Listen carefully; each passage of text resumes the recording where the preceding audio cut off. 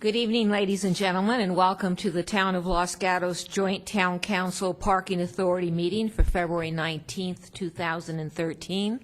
Before we begin, I will ask all of you to please, if you have your cell phones and smartphones with you, if you will put them on silence.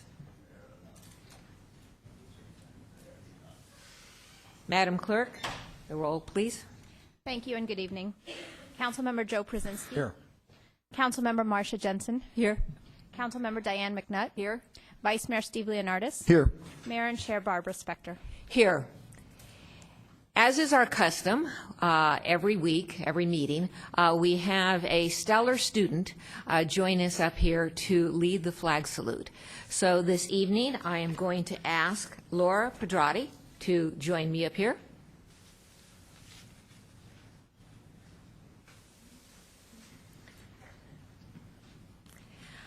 I like to have the stellar student come up so you can see who I am talking about. And let me start out by asking you, Laura, is it Pedrati or Pedroti? Pedrati. Pedrati, all right. Laura Pedrati is a senior at the Harker School. She participates in public forum debate at school. She is a member of DECA Business Club. DECA prepares emerging leaders and entrepreneurs for careers in marketing, finance, hospitality, and management in high schools and colleges around the globe. It was previously known as Delta Epsilon Chi and Distributive Education Clubs of America. She is a member of the JCL Junior Classical League Latin Club and historian of her school's chapter. She has volunteered, and this is makes her very popular around here. She has volunteered in the town clerk's department since 2010, and everybody over on this side tells me that she does a marvelous job.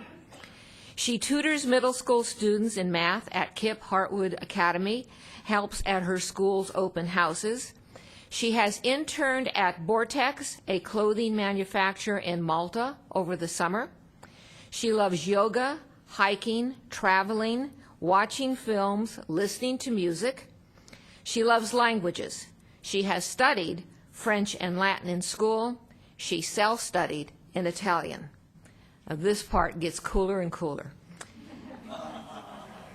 She's looking to study economics in college, possibly abroad. She already has been accepted to the University of Exeter and University of Bristol in England. A round of applause.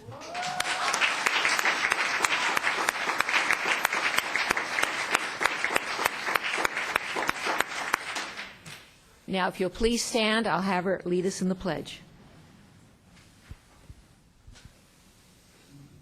I pledge allegiance to the flag of the United States of America and to the republic for which it stands, one nation, under God, indivisible, with liberty and justice for all. Thank you.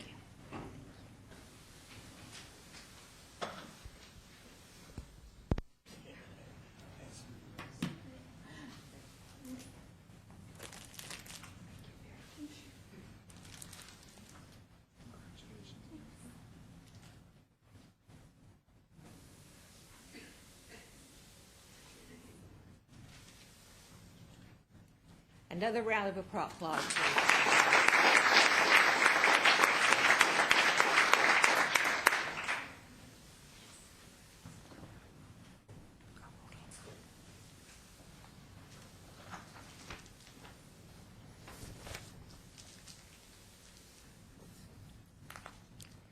I should have her stay up here and help me out for the next agenda item.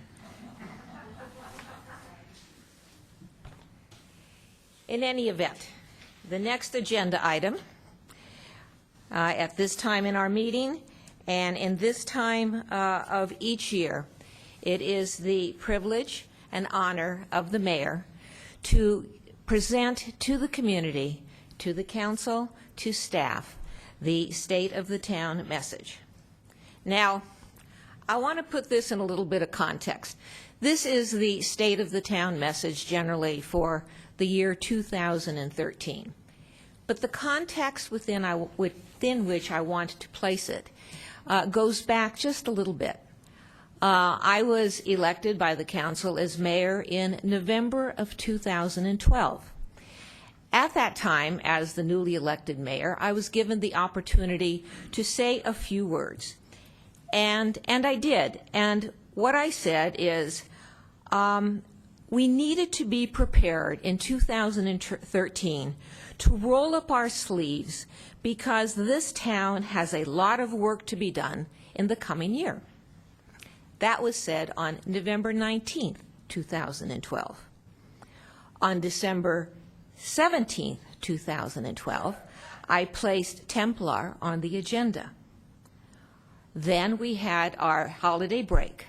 Our very first meeting of the new year of 2013 was on January 22nd, 2013, when our main agenda item was what we call AHOS, the Affordable Housing Overlay Zone.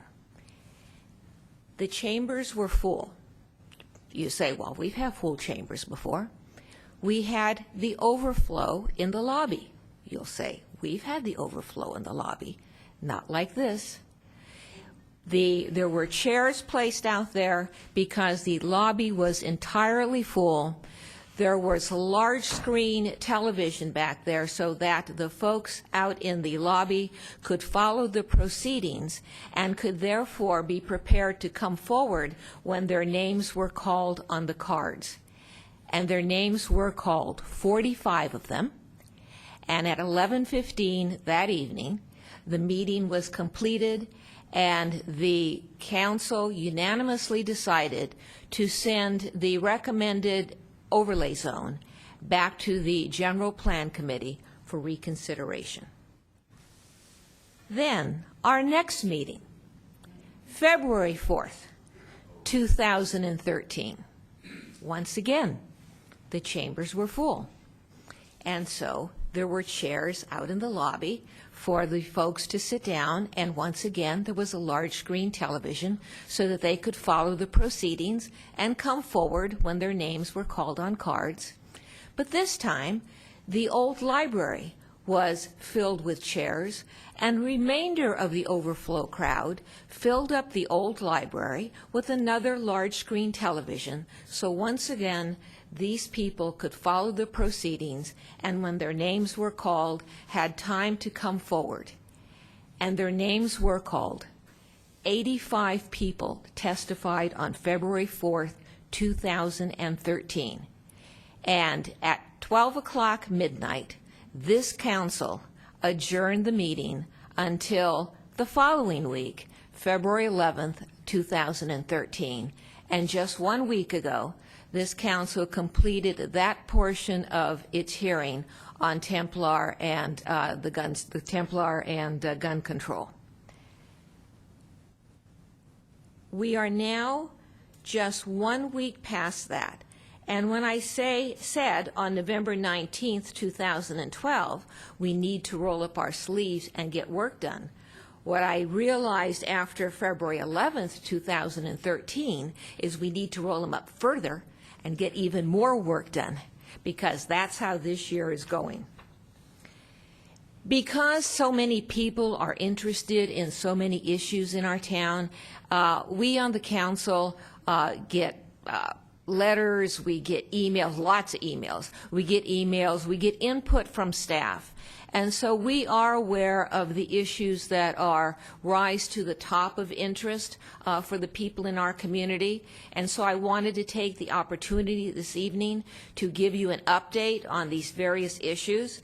As I said, the Templar-related gun control issues will come back on March 4th. Specifically, what we will be discussing at that time is whether or not to enact a moratorium while we consider in the future gun retail stores, gun control. So that'll be March 4th, but that is just to consider a moratorium. The AHOS, the overlay zone that I was telling you about before, that is going back to the General Plan Committee From the General Plan Committee, it will then go to the Planning Commission and to the Council. We expect it to be in public hearings in the spring or summer of this year, of 2013. And there were a lot of people here who were concerned that they didn't know about General Plan Committee meetings. Well, I'm telling you right now, there will be General Plan Committee meetings on this issue. The General Plan Committee meetings are open to the public, and you are invited to attend. Another issue that has been getting a lot of attention over the past year or years is Hillbrook School. And Hillbrook School has two components to the concern that we hear from the community. One has to do with the conditional use permit that Hillbrook School currently has. There are members of the community who think that it is being violated. Hillbrook says that it does not. That issue, which we are calling CUP interpretation, will be before this council on March 18th. The other component of Hillbrook School has to do with Hillbrook moving to amend or change its modify its conditional use permit. It's going through the environmental assessment right now. That should be back before the council in the fall of this year, of 2013. Next big issue, the North 40. That has been a big issue for many years, but it's getting bigger because we're getting closer, I think. And we will be working on the North 40 specific plan this entire year. Right now, a draft plan will be sent back to the North 40 Advisory Committee, and I'll tell you a little bit about that in a second. From the North 40 Advisory Committee, it will go to the Planning Commission and then to the Council. We anticipate that that process will take the entire year. At every step of the way, Planning Commission, Town Council, and the North 40 Advisory Committee, they are public meetings. You can attend, you can speak if you wish. The North 40 Advisory Committee, I chair that committee. It's made up of representatives of the Council, of the Planning Commission, of other commissions, and of the community. We have 15 people on that North 40 Advisory Committee.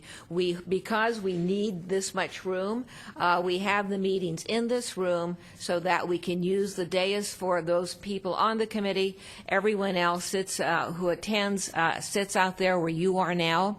And again, you have the opportunity to speak at the North 40 Advisory Committee meetings, just as you do at the Planning Commission and at the Town Council. The last item that I have on this list of high-profile items has to do with Albright Way. The Albright Way offices are coming forward again. The applicants have put their draft EIR out for comment. You can find information about that on our town website. But we anticipate that that will be back before us, I think, sometime in the summer of this year. So, Templar March 4th, the AHOS in the spring or summer of 2013, Hillbrook School CUP interpretation March 18th, CUP modification in the fall, the North 40 all year, Albright Way in June. Now, those are what I consider the large, they're all land use issues, and they are what I would consider for us this year significant land use issues. However, as part of the state of the town, I wanted to share with you or go over with you budget issues. Now, there is a relationship between the budget and the land use issues. And again, I wanted to step back in time a little bit and put this in perspective.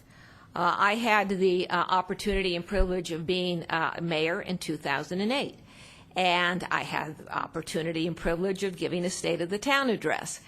And that was in January of 2008. Now think about when this is, January of 2008, not too long after 2007. And so what I said at that time was that Los Gatos would be resistant but not immune to the financial situation going on. Now, I didn't really know what this financial situation was going to be. As it turns out, resistant but not immune, and I'll go over that with you, turned out to be a very accurate assessment of Los Gatos. What I did not anticipate, and I don't think anyone did, is the duration of that financial challenge. In Los Gatos, our revenues since 2008 and going through now have remained fairly consistent. There's been very little deviation in our revenue generated each year from 2008 to 2013. However, our expenses have increased, our fixed expenses, and that's mainly due to pensions, which are fixed, and post-retirement employee benefits. So, if our revenue is remaining constant and our fixed expenses are increasing, we have a delta there that we have had to address. And we have addressed this shortfall with budget efficiencies, such as furloughs, salary freezes, and reorganizations. However, because we have had to do all of those things, it has reduced our bandwidth, our ability to deal with new issues as they come forward. That resulted in November, when I met with staff after being selected as mayor, that resulted in staff showing me a pending work plan that was in excess of 30 items that were supposed to have been addressed because of ordinances, because of general plans, because of directives from council, but had not yet been addressed. They included items such as the alcohol policy, the entertainment policy, proactive code enforcement, a process for addressing complaints of CUP violation, Almond Grove street repair, review of the downtown parking assessment district, interface with other West Valley cities on issues such as plastic bags, leaf blowers, dedicated charging stations, and a review of the use in our town of planned developments.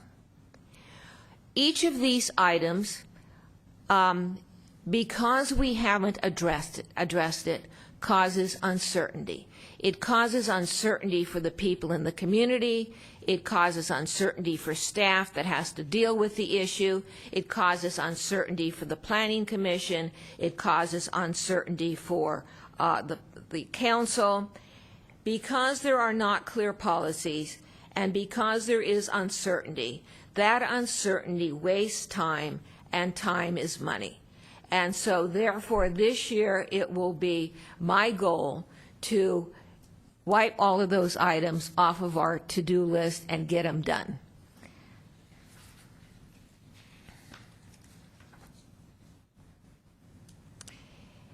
If you were able to hear or pay attention to each of those line items that I went through, you probably understand that besides being a long list of items, it is a challenging list of items. That for each one of them, there are competing interests. That for each one of them, reasonable people will think differently. And so besides being a lengthy list, it is going to be a hard list for us to deal with, but we will. So then, are we having any fun this year? The answer is not much. However, there are two things, and one's already happened, and that is the love locks. The love locks were on the Main Street Bridge. They're all off the Main Street Bridge now. And so if you go over to the Art Museum on Tate, you will see that there are two gate-type structures there where people have adhered or locked their love locks. So you can go and look at other people's love locks, or you can, as my husband is going to do, buy a love lock and put your own on the bridge, or on the structure. The other thing that hasn't been done yet, and which we can anticipate for the spring, will be the reopening of Pageant Park. And so, what is the state of our town? As of today, within 1 month of the first council meeting of 2013, we have demonstrated ourselves to be an engaged community, engaged with the beautiful town in which we live. And throughout this year, I will expect our town will remain engaged, our town and the community will remain engaged with hard work, transparency, and integrity. Will it be challenging? Yes. Can we do it? Absolutely. I look forward to working with everybody in this room and everybody in the community. Thank you very much.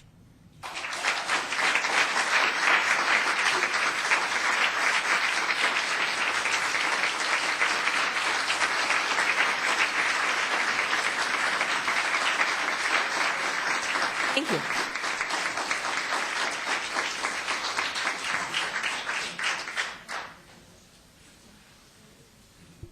Thank you very much.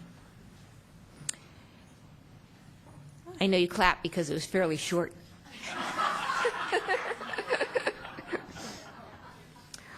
All right, the next item on our agenda is the closed session report. Thank you, Madam Mayor. There was no closed session tonight noticed and no report. Thank you. And anyone who wishes to address us this evening, if you'll please fill out one of these cards and give it to the clerk. I only have one so far. At this point, council matters. Is there anyone on the council? And I see yes, Ms. McNutt. Thank you, Mayor. The mayor has asked us to report out when we attend regional meetings that we serve on, and I did go to the Santa Clara County Emergency Preparedness Council quarterly meeting last week, and a couple of things of interest. The county, all the cities in the county, including the West Valley cities, will be participating in an emergency training exercise on May 15th. And the scenario of that exercise will be that it's day 3. Should I wait? I'm going to suggest that you wait, and actually I'm going to suggest that you sort of back up a little bit. Okay. And I'm going to ask people to please leave here if you're not going to listen to Ms. McNutt and the rest of us.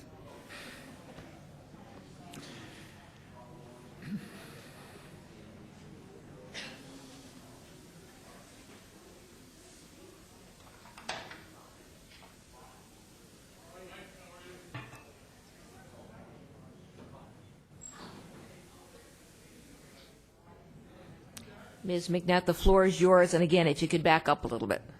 Certainly. So this is a report on the Santa Clara County Emergency Preparedness Council meeting and 2 items of note for Los Gatos. On May 15th, all of the cities in the county, including the West Valley cities, will be participating in a training exercise on emergency preparedness. And the scenario is it will be day 3 after a 7.9 earthquake.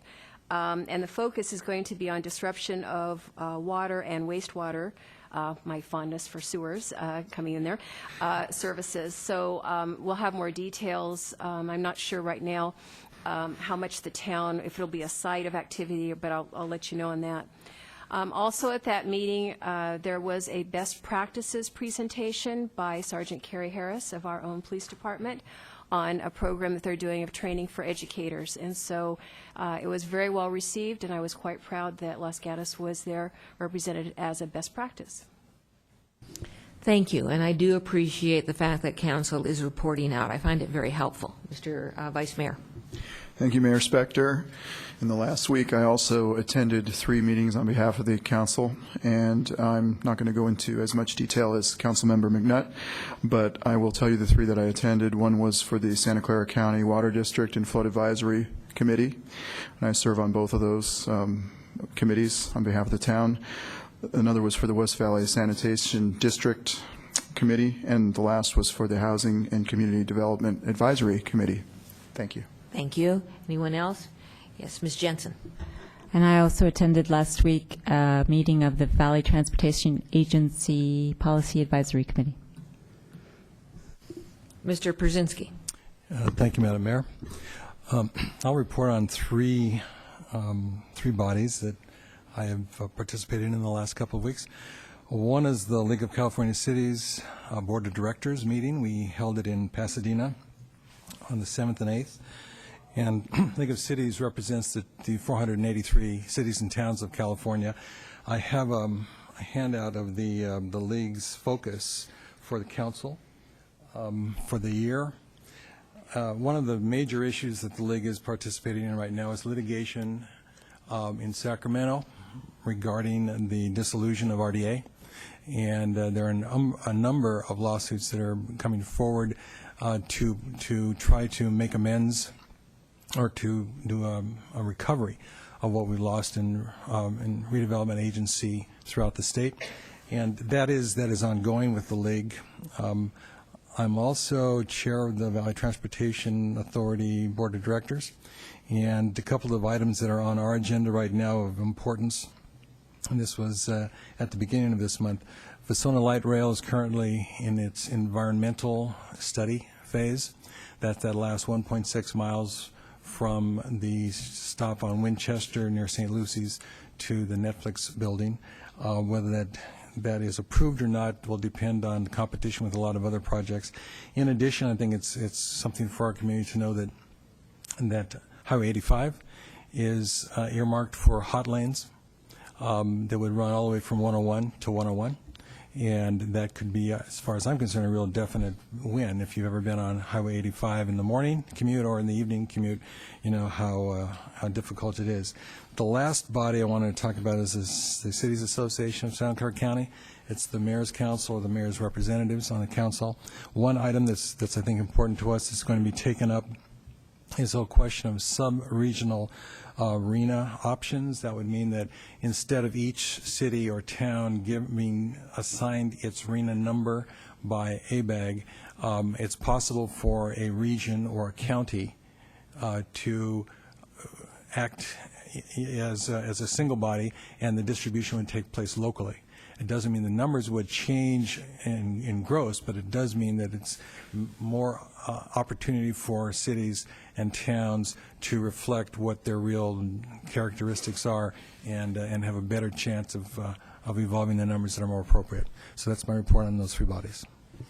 Mr. Brzezinski, on that last point on RENA, if it goes to a more local venue, would it mean, for example, that Los Gatos could negotiate with San Jose to see if San Jose would take some of Los Gatos, know? That's exactly what it would be. It's right now, San Mateo County has a sub-regional RENA body.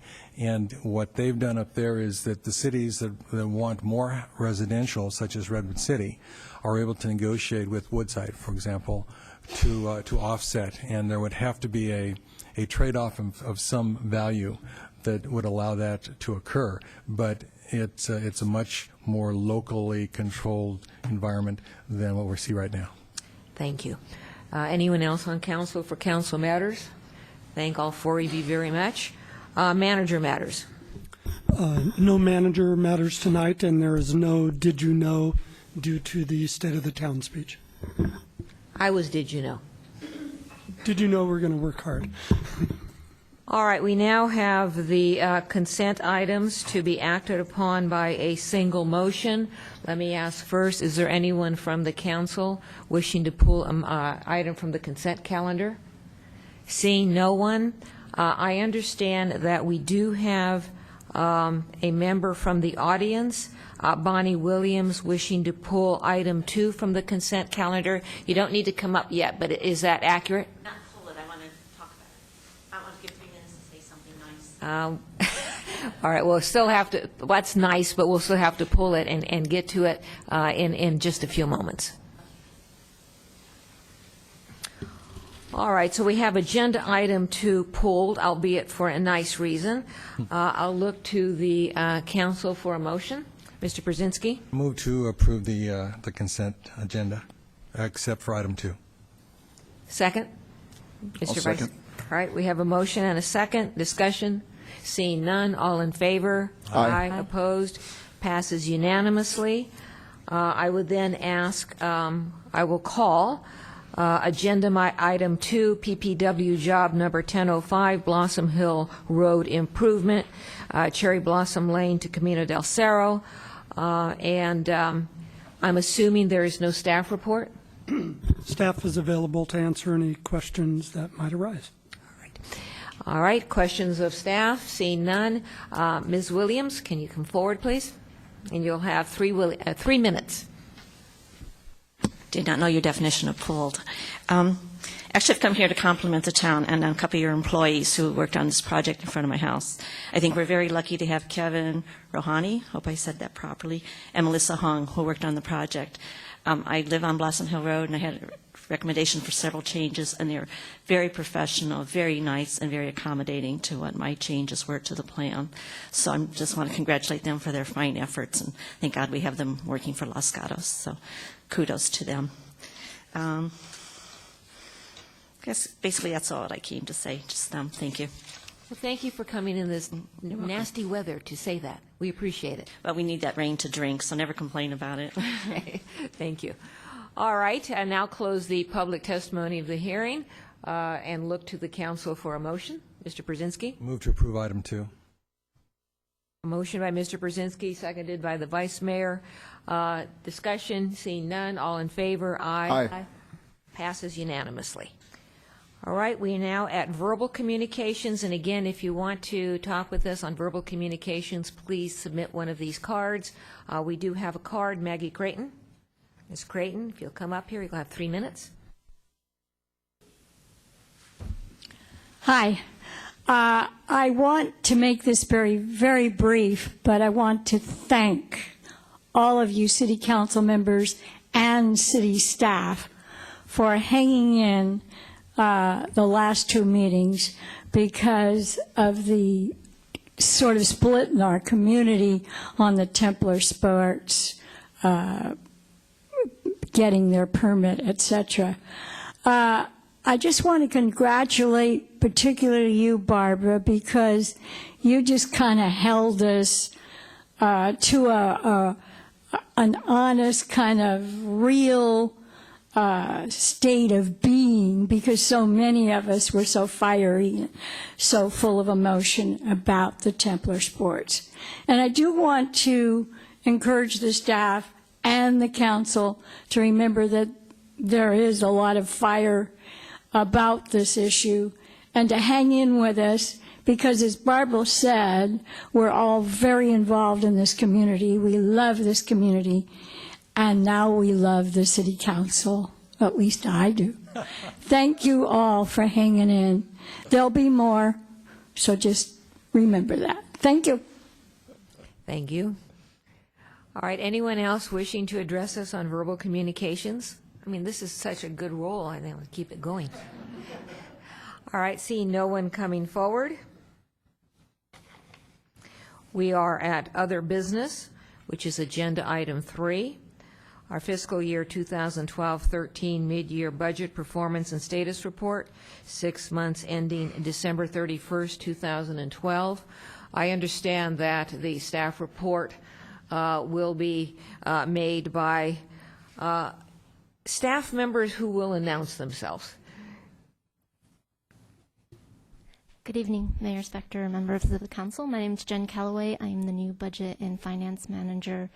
I've been with the town about 4 months now, so it's my pleasure to present to you our mid-year budget review. I can work this. The outline for our presentation tonight, we're going to go over our mid-year status report. Technical difficulties here. Our recommended budget adjustments, our 5-year forecast, our current budget development for fiscal year 2013-14 that we've started. At this point, the finance director, Mr. Conway, and I will take any questions you have regarding these issues, and then Mr. Larson and Ms. Jacobs will present the strategic goals and work plan. For the fiscal year 12-13 revenue adjustments, we're just highlighting a few for you. We have some good news. and some not so good news. We have some revenue increases that we'd like to recommend to the council. $642,000 increase in charges for services. This is primarily some new revenues that we're receiving, and as well as watching the trending. We're trending above our forecast for the year. Likewise, for licenses and permits, we have some increases in building and planning permits particularly that made us recommend this increase to you for $487,000. We have a $225,000 increase in Montessorino reimbursement. You'll see a corresponding expenditure increase for that as well. What that's for is increased costs related to the homicide investigation that we're asking Montessorino to reimburse us for. We have a $127,000 increase in the VLF property tax backfill, and that is based on the county estimates that they've provided to us. For the not so good news, we are recommending a $416,000 decrease in sales tax. A lot of these revenue decrease recommendations have some correlation to the dissolution of RDA, how that's affected our balances in terms of interest income, which you'll see in a couple of bullet points, as well as the result from the waterfall. This also has to do with our the change in business model from Netflix and how that related with the state correction and what they took from us. As I mentioned, the $471,000 decrease in interest income. As you all know, interest rates are very low. Our balances are lower due to amounts we paid out for the dissolution of RDA. So that's what's prompted that recommendation. And finally, a $173,000 decrease in general property tax, and this is based on estimates provided by the county. For our expenditures for the current year, we have cost reduction strategies that are still in place, particularly furloughs, staff redeployment. The good news is our expenditures are below 50% of budget. We're at about 48% of budget right now, so there possibly will be year-end expenditure savings. For our expenditure budget recommendations, some of the key recommendations we have, again, the $225,000 in homicide investigation costs that we are asking for reimbursement from Montessorino for, $70,000 increase in staff salaries, and $45,000 for code compliance, which is related to our code compliance program. For capital improvements, we have $50,000 for the Winchester-Lark intersection. This is for the design phase only, and the net total recommended adjustments are $364,000. So now Mr. Conway will present the 5-year forecast. I'm going to suggest that before we go on to you, Mr. Conway, I'm going to see if there's any questions. Remind me what your name is again. Jen Calloway. Okay, if there's any questions from Ms. Calloway on her portion of the presentation. Yes, Ms. McNutt. Thank you, Mayor. I just want to clarify that when you say $70,000 in staff salary increases, that does not refer to actually more money. You're not getting a raise. No. Okay, so that's what's going to be heard. So if you could clarify what that is, that would be helpful. It's actually directly related to the public safety realignment revenue that we'll be receiving. It's for the parolee realignment through the state, and it flows through the county. Yeah, Councilmember McNutt, we're able to supplant the public safety budget. It's a budget increase. We're going to have some increased work, so there's going to be some grant funding available, so that we're just able to add. We're not increasing any salaries. We're just making more public safety work, but budget available for that effort. So there's no salary increase. It just allows. I understood that from the staff report, but that's not necessarily what was going to be heard. I just wanted to clarify. Thank you. Other questions? Mr. Brzezinski. Thank you, Madam Mayor. Question on that Winchester-Lark reconstruction.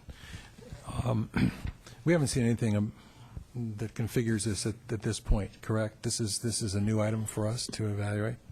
Yes, sir. This is the design phase only. What it ultimately is for is the I believe, if I'm correct, the construction of the northbound lane. It includes relocating the signal poles and redesigning the traffic signal system. But this is just design only at this point. Okay. And the intention is to increase a lane on Winchester? It's a new northbound lane.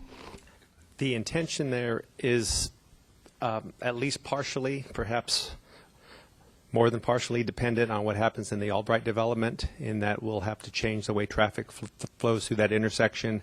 And so it's not necessarily the expansion of the roadway. It would be a reconfiguring of that intersection from westbound Lark to northbound Winchester as you approach Highway 85. It's quite possible that the construction costs will not be borne by the town, but in order to do the proper calculations and how much credit would be given to a developer or not, we need to follow through with the design so that we can actually put an actual price tag on the scope of the work. All right, thank you. I appreciate that. I could also ask about the sales and use tax, the $416,000 and change that we're feeling we're going to come under. You indicate partially that that's Netflix oriented because of this change of their business plan. But I've been under the impression that as the economy rebounds, that our retail has been rebounding in sync. Could you explain that a little bit? Thank you for that question, Councilmember Brzezinski. The sales tax that's recommended tonight, the reduction, really results from the fact that last fiscal year, the state is about a year behind on their how they estimate. They give us advances on our sales tax. They estimate based on the prior year's collections. The town has advanced it advanced based on a 1-year history. So we were aware last year in fiscal year 11-12 that the state, if everyone can remember, the change in business model for Netflix occurred in fiscal year 11-12. We realized at that time that the state would probably be over advancing our sales tax because they are a year behind. So they're assuming that the Netflix business model would continue as scheduled. So when the year end of fiscal year end closed as of 12, we reversed approximately $900,000 of sales tax revenue that we received and said we're going to defer that and we'll recognize it this fiscal year. The state, right as of through December 31, has charged us back for over advance $500,000. We're assuming that that will carry on because it's a year behind. We assume that will be approximately $1 million to $100,000, considering that it's been $500,000 through December 31. If they do the same reversals of sales tax for over advancing us money the year before, we'll be through this fiscal year, but we think it's probably going to be closer to $1 million or $1,100,000. We only deferred from the last year and recognized this year. It gets into, I apologize for the accounting part of this, but we deferred about $800,000 and moved it into this year. So we're $300,000 of the state will probably be shorting us $300,000 for the overpayment the year before. So it's just we were flying somewhat blind and had to make our best estimate, and the state is reversing more than out of our current revenues than we expected. So we're going to be down about $300,000. The good news is on our sales tax, leaving Netflix out of the picture, we're trending not as robust as the rest of the state, but we didn't take as bad a hit as the rest of the state. So we're trending on all of our non-Netflix revenue positively with the rebound. It's just that the state's reversal for their over advances has muddied the waters, so we'd like to strip that out. But this is just, the good news is that all the other revenues are trending positively, and they're built into our, and when I get to the forecast, I will be talking about that more. Okay, if you don't mind, Madam Mayor. Go ahead. See, I think it's really important that we clarify for our public what these numbers mean, because as gross numbers, they may not actually be reflective of the situation that we're in, particularly the accounting situation we're in, and sometimes you start to build a negative focus, and now there's an assumption that something's going wrong, when indeed probably some things are going really, really, really well, but we're being penalized, in effect, by Yes. state's mechanisms. Yeah, the state is, I would say that the system for their apportionment of sales tax based on a year behind and trying to advance us what they think we will collect and then settling up a year later, that needs to be improved. But we're managing through it, and we did set aside $800,000. We probably should have set aside closer to $1 million. So you're right, Councilmember Brzezinski. That really muddies the water, because if we took that away and took that state correction away, we're actually trending positively pretty much across the board in all of our categories of non-Netflix sales tax producers in town here. I think it's a really important message for us to keep in mind. Yeah. Okay, thank you. That's right, we don't want to make my state of the town wrong. Okay, remember, we're doing fine. I'm going to follow up with Mr. Brzezinski on his questions. You guys talked about the sales tax. On the property tax, we're reducing that. And I'm assuming there were assumptions made last year in order to get to the projections. What assumption did we make, or what assumption or assumptions did we make that didn't hold true? Mayor Spector, happy to answer that.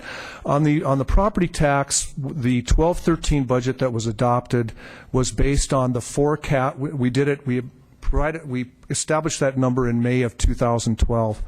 That number was based on the forecast at that time from the county that we received. We received a monthly forecast, which had us forecasted to collect $8.1 million in 11-12.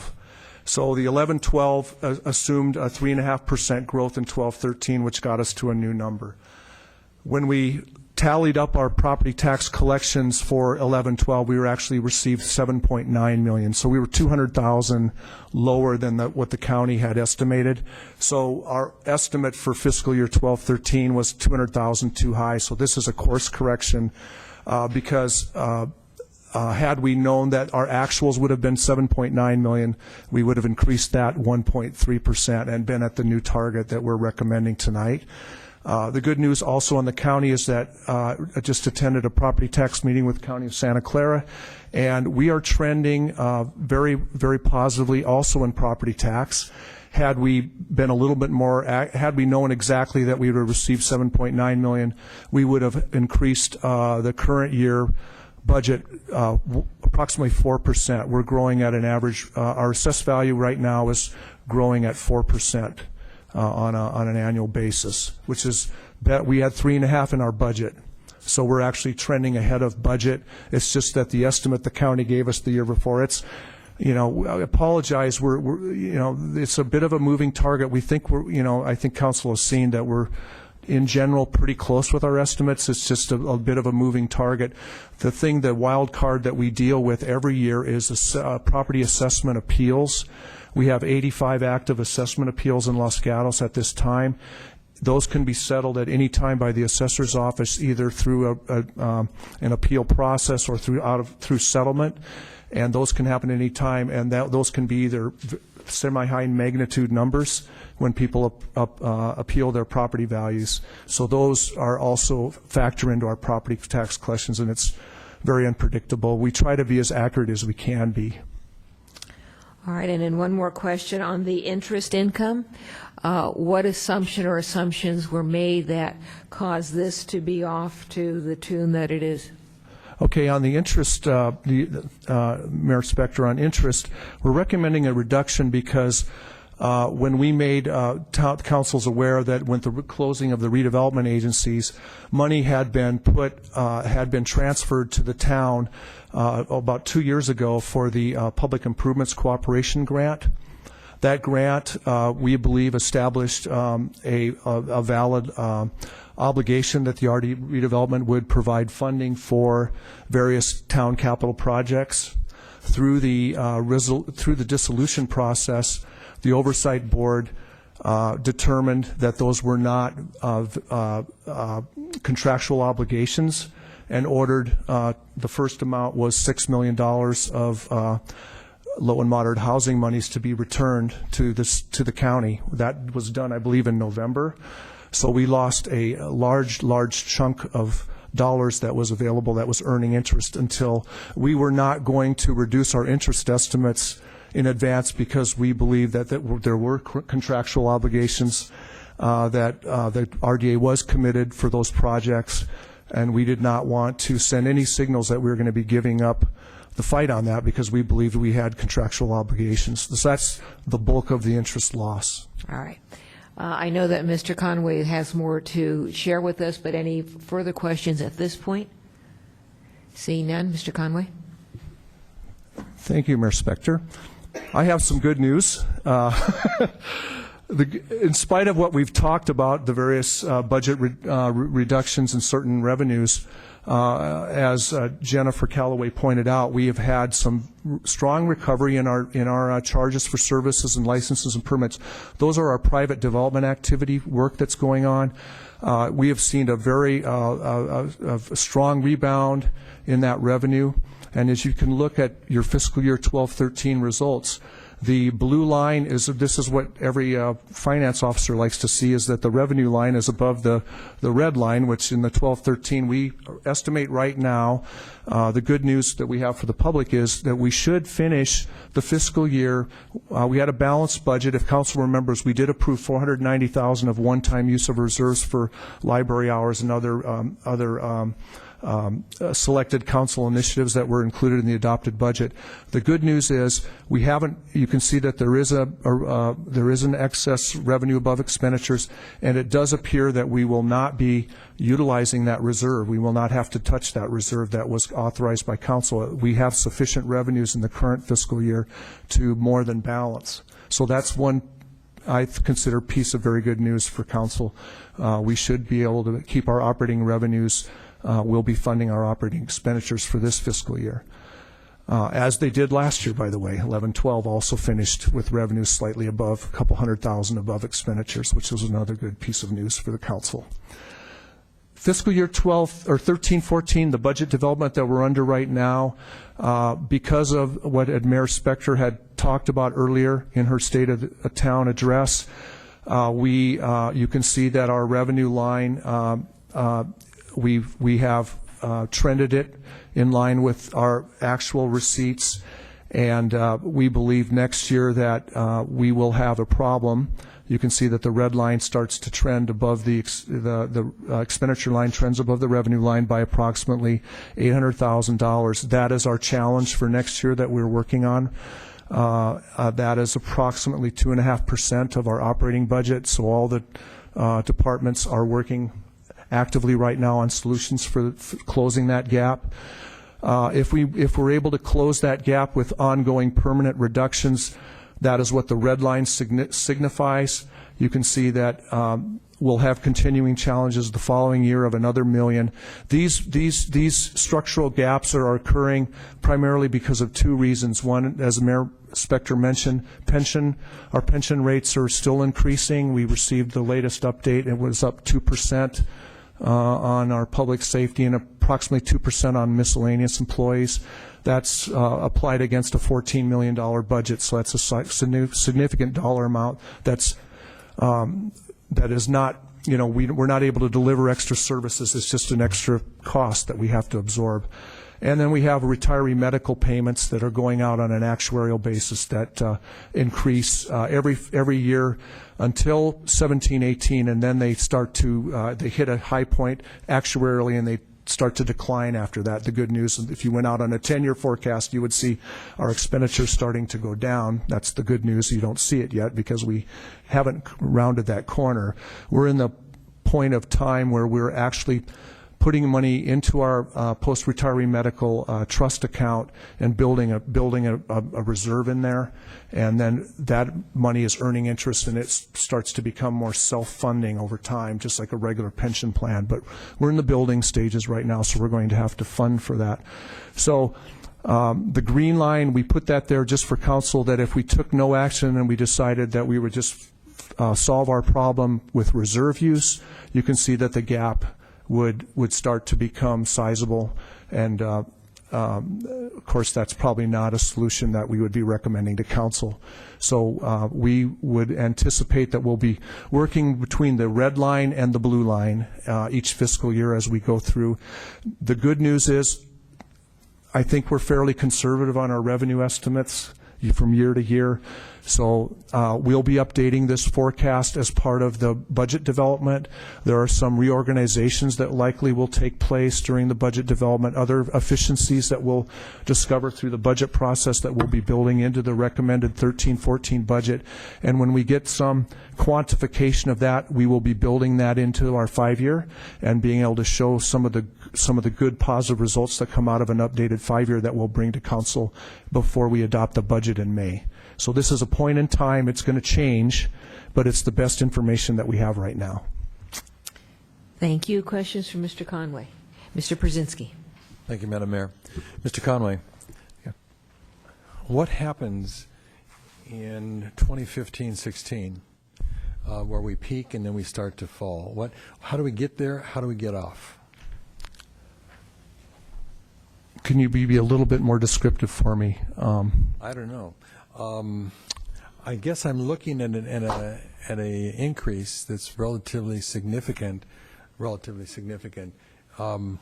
mitigations, and we see that there is a peak that occurs in the 2015 category, and then we start to drop again till we start to get almost close to even.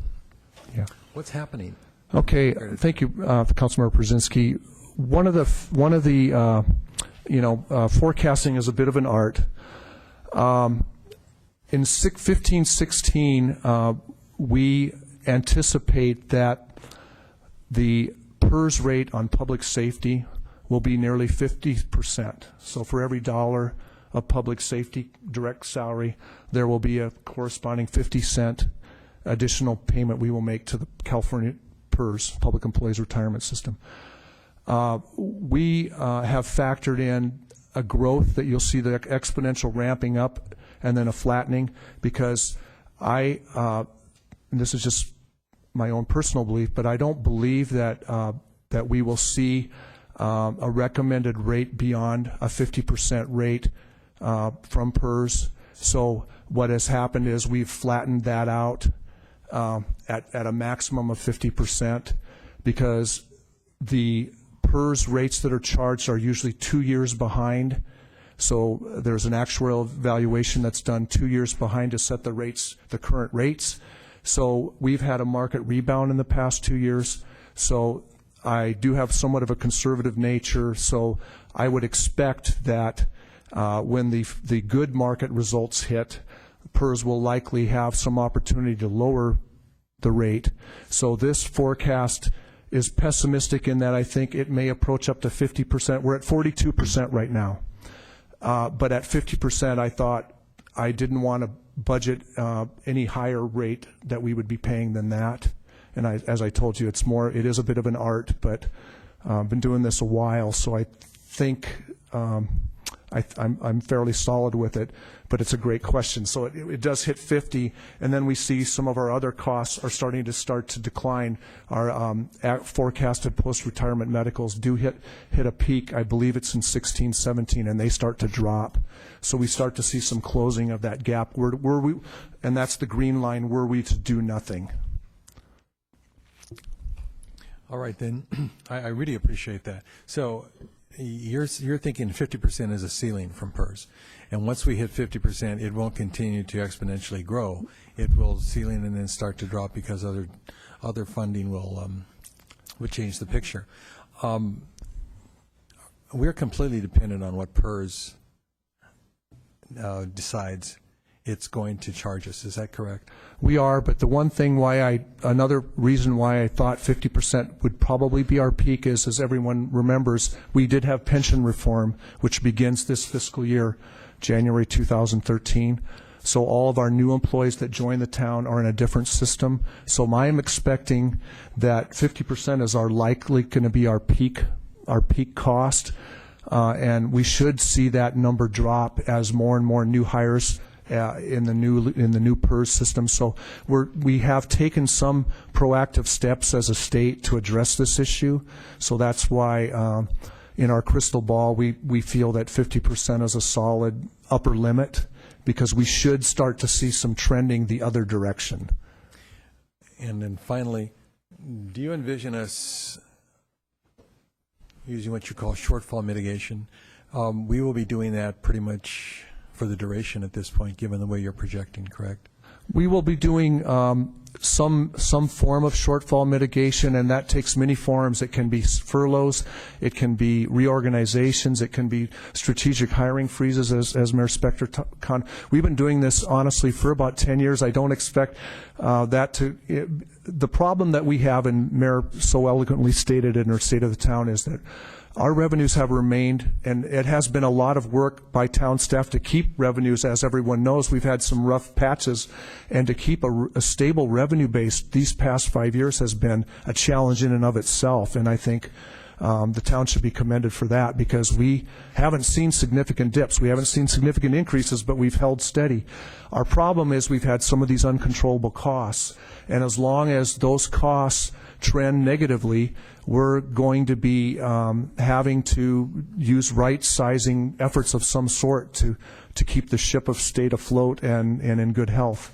So, but I think I confess to being a bit conservative. I'm hoping that when I come forward with the next forecast, that we'll start to, when we can see the state, the effects of their overpayments and getting that cleared out and seeing what's our true new reality, that we can be a little bit more optimistic. And I'm hoping that that gap between the shortfall mitigation, the red line and the blue line, start to narrow. And I want to be positive and believe that that will occur. And of course, the more that we can do to contain uncontrollable costs through the efforts that the state and the league in concert with the state has made on our pension reform that started this year, those have all been great efforts.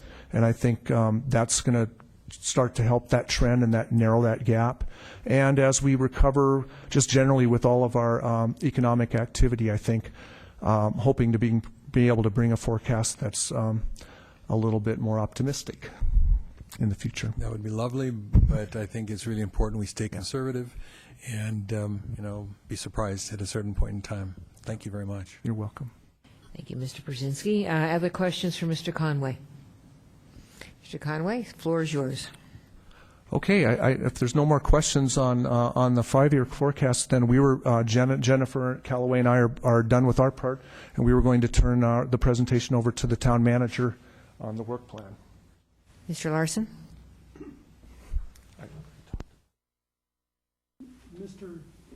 Mr. Conway has already talked about this. To put it in context to prior discussions, when you've received this first 5-year forecast for the last 5 years, we're always looking at budget gaps of $1.5 million or more.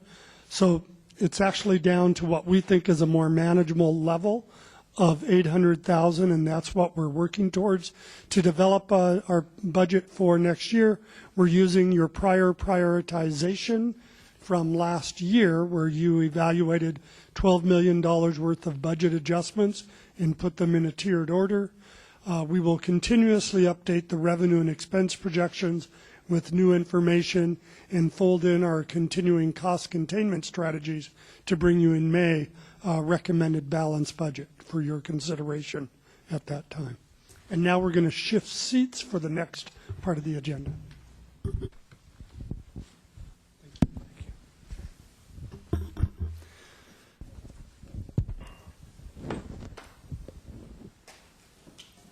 So besides the budget presentation by Mr. Conway and Ms. Callaway, we also wanted to update the council on the strategic goals matrix as well as the work plan that the mayor discussed earlier.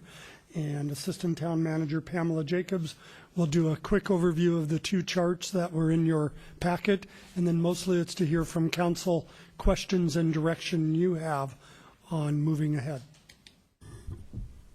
Thank you, Mayor and members of the council.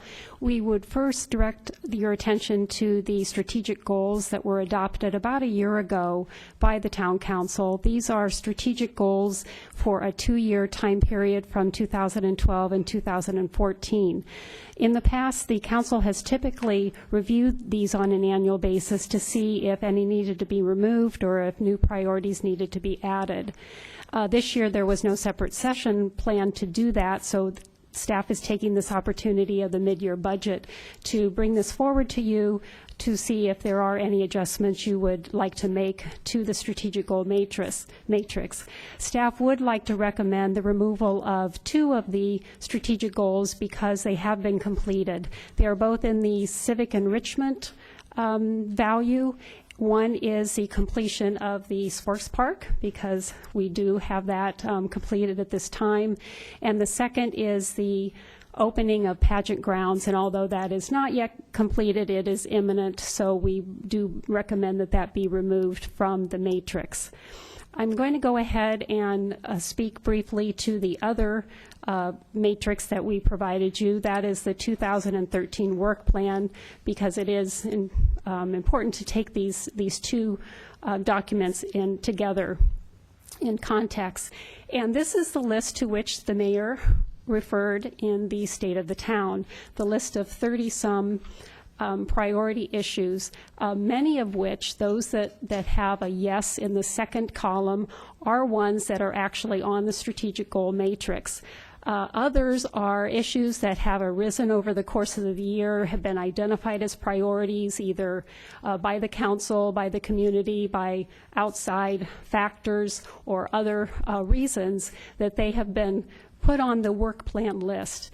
And staff wanted to bring this forward to you just to note, as the mayor did say during her remarks, that it is a long list. There are many complex and challenging issues on the list, and we wanted to see if the council wanted to provide any guidance on whether some of the issues could be delayed or until later in the year. This particular matrix goes through fall, doesn't include early winter, which is still this year.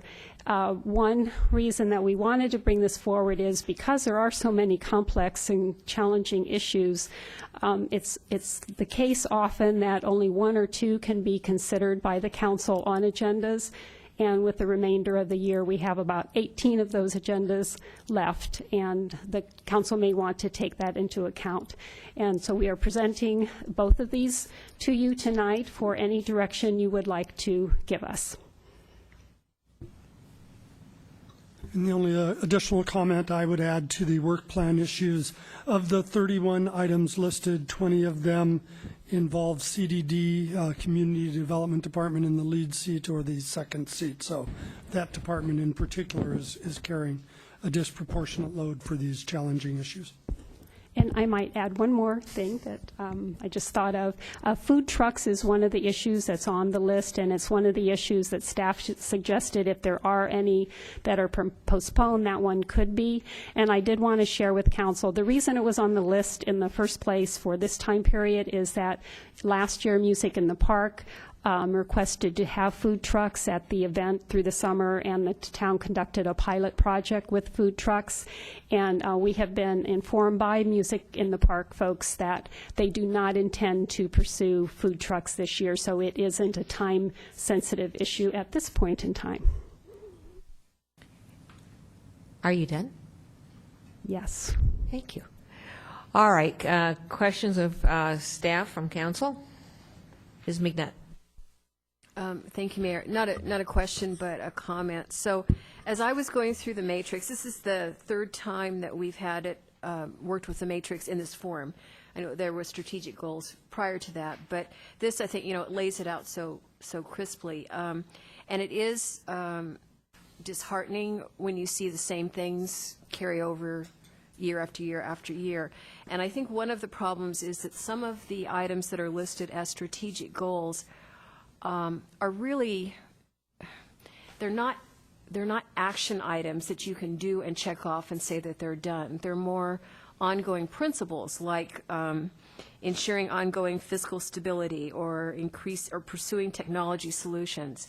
So one suggestion that I would have is that we clean up the boxes at the bottom and take out those that are general in that way, really try to get it focused on very specific tasks that have a start and a middle and an end that we can check off. And there may be some, as we go through the discussion over on the work plan, that we want to move over onto strategic goals. But so for specifically under good governance, I think we should take off increasing availability of online services, unless there is a specific project focused on for this year or next year, pursuing technology solutions, under fiscal stability, ongoing fiscal stability, the economic vitality strategy. Those don't seem specific enough to me.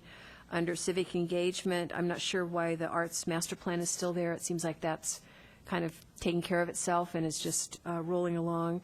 And then also enhancing efforts to encourage community members to participate. I think they're pretty good at that. So, again, unless we have something specific that we want to do, I would leave on increased communication with the community, because I do feel, and I'd be happy to talk about that more specifically, but I do feel that our website in particular needs some attention, and that there could be some additional outreach things that we could do to respond to some of the concerns by the community that they're not getting information as timely as they would like. So I'll stop there. Further discussion? Ms. Jensen. This is actually a question that's pretty fundamental about this same chart. I want to understand the structure. If something's on the top in a column, does that mean it's top priority, or are they all equally weighted? There is no prioritization within the columns. Other questions? Ms. Jensen? All right. Mr. Brzezinski. Thank you, Madam Mayor. I agree with Councilwoman McNutt's orientation to take the general, non-specific, and perhaps recategorize that as something different, because you're right. I mean, it looks like we've been at this for 3 years and very little has been accomplished. And then when you look at what we've got on the next page, there's an awful lot of work to do. So I think I would hate to lose these in concept, but I would be more than willing to see these adjusted, and recategorized so that they're seen as like philosophical orientation or general orientation versus those specific tasks that we have in front of us. As far as a couple that I'm concerned about that I don't see in the work plan, under quality public infrastructure, the last one in that column, of course, we're looking at Almond Grove. We're going to try to do something with Almond Grove, but the Complete Streets program, I don't think we've talked about that for a while. And I think that that's something that we should put another focus on. It's so significant to us, particularly as development takes place, where we can look at our streets not as mere thoroughfares for cars to go from point A to point B in as quick a fashion as possible, but how do we recreate our streets to develop them as complete streets, pedestrian and bicycle friendly streets, and again with the degree of opportunities we may have in the developments that are proposed in the mayor's state of the town. I'd hate to lose the financial leverage that could bring to us if we include that in the plan. The other thing I'm concerned about is under public safety. It's the last box under public safety. I think one of the major issues that we hear so much from our constituents on is the question of volume and speeds of traffic. And we have indicated that over the long haul in doing this the strategic planning, we are going to do some things that are significant for reducing speeds of traffic, making the streets safer. I think if there's any real danger that we experience, it's because there are people who actually drive too fast on our streets for conditions that impacts then the ability of parents to let their kids ride or walk to school on their bikes and, I guess, ride their bikes and walk to school, actually. But, you know, to change that matrix in some way so that we're starting to look at how we're going to impact speeds of traffic as we reconfigure streets. Our presenter from Blossom Hill, in commenting on the changes that took place near Blossom Hill Park on that configuration, has really altered the character of the traffic in that corridor. And I've heard it from so many neighbors out there that the sidewalk infrastructure, the improved lane signage, the pedestrian crosswalk that's signed and lighted, and then the speed indicators that are, you know, up eastbound and westbound on Blossom Hill, have, from the perspective of people who are living in your neighborhood, you know, have changed the character out there from this speedway to something that's a little more hospitable.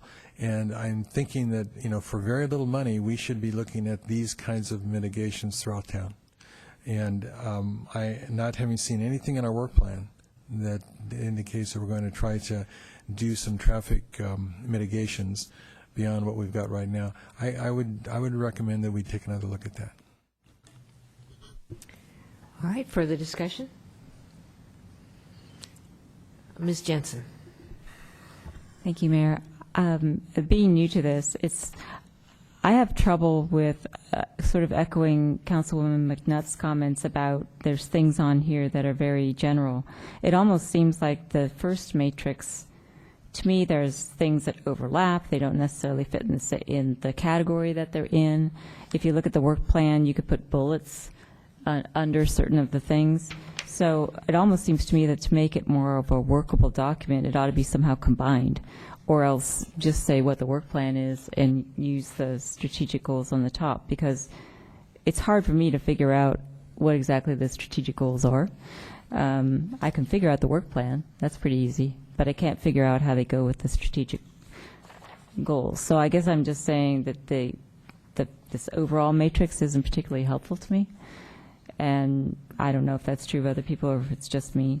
But the work plan should just sort of indicate which strategic goal it falls under, or is it civic enrichment, public safety, infrastructure, et cetera, rather than doing the boxes, which to me are not necessarily related to the work plan or understandable as a specific goal. Further discussion?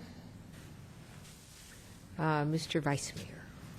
Thank you, Mayor Spector. Echoing some of the comments that were previously made, looking at the columns, it does appear that there are some things that are very general.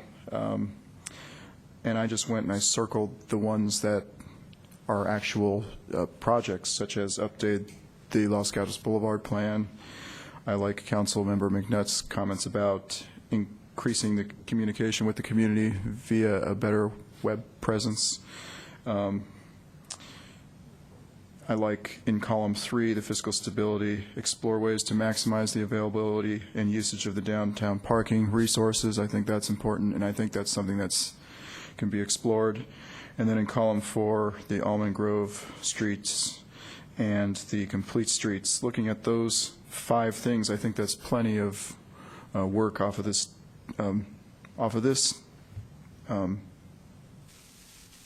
spreadsheet matrix. So that's where I would be going, and I would stay away from all the general categories. And I think the work plan looks like it's pretty well laid out. It does have some overlap of some of those things I just discussed. So keeping in mind for the future, if we're going to update this strategic goals, again, remove more of the general items, maybe put more of the work plan issues that we have looking forward beyond 2013, perhaps the ones that we don't get to in 2013, and add those to this strategic goals and remove the general items. Thank you. Okay, Council, anything further? Ms. McNutt? Just one thing on the work plan, on the disposable bags policy that's coming up for a study session in April.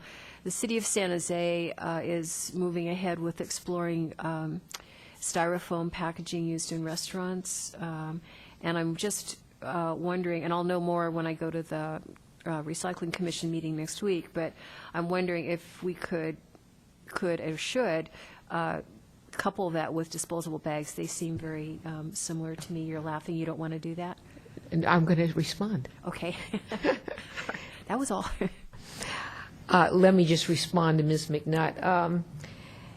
Actually, in meeting with staff, styrofoam was on the list, but there were so many challenging issues that at our very last meeting we dumped styrofoam. But actually, I totally agree that they really go hand in hand in many ways. Before we get to staff, any other questions? Mr. Brzezinski. Thank you, Madam Mayor. The question for staff is this: is this workable?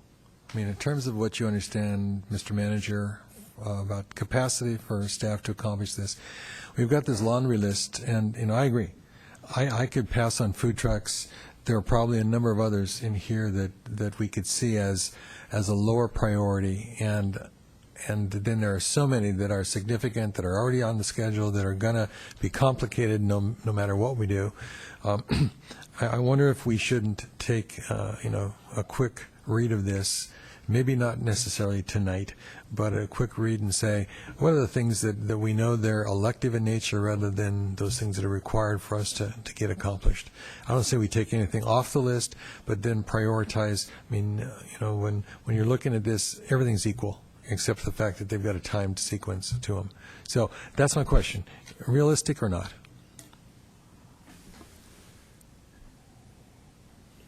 I think this is going to stretch the capacity of the organization and the council meetings available, given the number of complex issues and the challenging nature of the discussions that will emerge from those. If any one item is delayed due to applicant requesting a delay, because there's another of applicant-driven schedules here, to council requested continuance, or if it's going to the planning commission, a planning commission requested continuance, or due to staff illness, absence, or a new project like firearms coming into the mix. I'd say it's a very precarious balance of a schedule we've laid out here, and the flexibility we have is moving things to occur later. What we've presented to the mayor and to the council obviously has more specificity closer in, and it gets more general as we go out, because it's hard to predict how all the prior issues will be finally resolved. Will it take one meeting, two meetings, or what? So I think where we get flexibility is things rolling later, but knowing we're trying to accomplish as much as possible. And the toughest issues, as I identified, are with CDD, obviously, for many challenging ones. We have asterisked in the chart those that we believe might be the easiest delay because there's no regulatory requirement to deal with them earlier.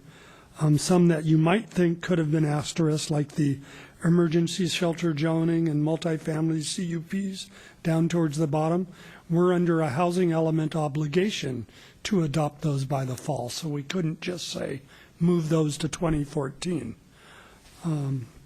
So the asterisks are where we've tried to guide, where we think we probably need the safety mechanisms of a couple of those moving back if other workloads demand on this list.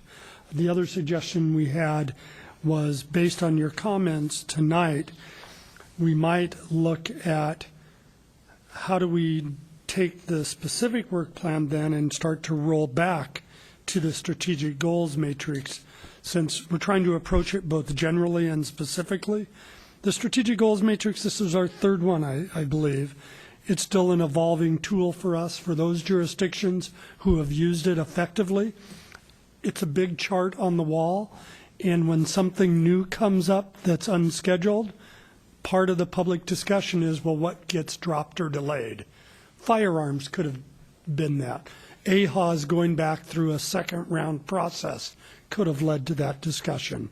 And again, it's not dropping the projects, it's the scheduling of the projects. So I view the strategic goals as a continuous tool we're going to keep improving. I think based on the comments of a number of council members, we have a number of things that are so general. Let's start making it more specific and measurable, and maybe the work list, the work plan is the way to get there, because that's so specific and discrete. All right, council. Then let me jump in on this. I agree with everything that every council person has said as it relates to the town of Los Gatos core values. And I drew circles around all of them that I thought were so general one would never know exactly what one is supposed to do. So I find I agree that the general ones, and maybe what I think is general, the vice mayor does not, but I think the general ones are useless. There are a number, and a lot of the general ones are under good governance. A lot of these have been, or a number of these have been completed. So I do see a challenge with this chart at the strategic goals and below. And again, I agree with everything everybody else has said. I do think that the work plan gives a good definition of what one should be doing. With regard to the asterisks, which quite frankly I didn't pay attention to till you just said it, I agree that those could be moved down. The food trucks could be moved out. The only one I have a little bit of concern about moving out with the asterisks is the alcohol and entertainment, just because it just seems to come up, maybe not this year, but historically seems to come up a lot. Further discussion. Ms. Jensen. Just wanted to agree with the mayor on the alcohol and entertainment. Speaking for my former planning commission colleagues, it's a huge challenge for the planning commission not to have an alcohol and entertainment policy in place. The other asterisk that struck me was my bugaboo, the definition of community benefit. So the earlier discussion was the design of a potential change to the Winchester-Lark Avenue intersection, which is going to be fueled by an Albright development or not. And I think what Mr. Capurso was referring to was whether the developer would pay for any portion of that improvement or not, which would be related to community benefit. So to the extent that we need to have a definition of what that is, it's affecting various projects that are coming forward. So I actually think it's important. Thank you. All right, further discussion? All right, then I'm going to, I guess I should first ask, we've now had questions. Is there anybody, I don't have any cards, but is there anybody in the audience who would like to address us on this item? Noting that no one is coming forward, I will close the public testimony portion of this agenda item. And if you'll, noting on the first page of our staff report, there are 3 items that we are recommended to weigh in on. And let me start with Mr. Larson. Assuming that, are these still what you want us to weigh in on? Do you have enough direction? For example, on number 3, what are you looking for at this juncture? I believe an actual motion and vote would be required on items 1 and 2, recommendations 1 and 2, to accept the mid-year budget performance and status report, as well as authorizing the budget adjustments, since those become tools to get us through the fiscal year. For number 3, I think you have provided a consensual direction, as we often do at study sessions. Formal motions aren't needed for that. What I think we would take as direction is to clean up the strategic goals matrix, take off the general items and the completed items.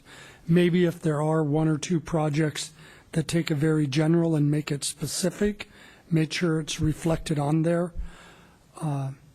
Look at those strategic goals that aren't in any way reflected on the work plan, such as the 2 that Councilmember Przynski mentioned, and identify for council What, when, and how will those be addressed in the 2-year window of the strategic goal?